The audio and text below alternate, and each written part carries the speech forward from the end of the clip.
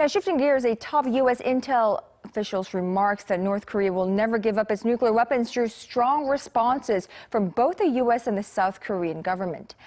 Seoul and Washington said they stand firm in the belief that their current denuclearization policy will eventually have the desired effect.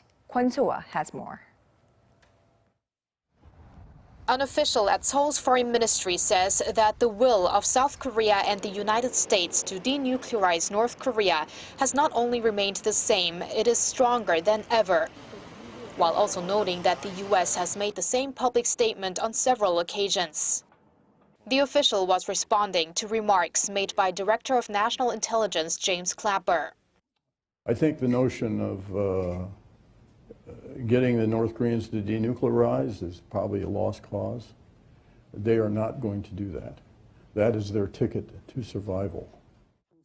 The intelligence chief said the U.S. had options to encourage the regime to reduce its stockpile, but it would require some give and take. Well, the best we could probably hope for is some sort of a cap, but they're not going to do that just because we ask them. There's going to have to be some significant inducements.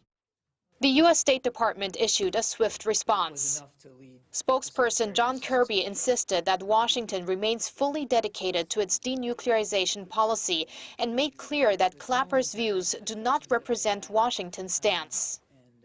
He added that the U.S. is hoping for a resumption of the six-party denuclearization talks once North Korea is able to demonstrate verifiable efforts toward that end. But what exactly constitutes verifiable efforts?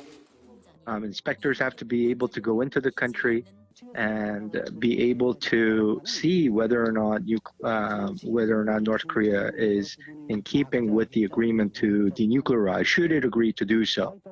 An example, would be something like what they did in Iran, except in Iran, in the case of Iran, it was a freeze.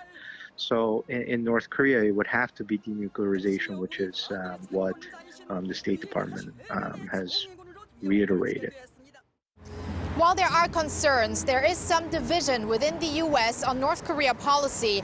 Some experts say the U.S. intelligence chief's statement should not be taken too seriously, as many things could change because the current administration is on its way out in a few months. Kwon Soa, Arirang News.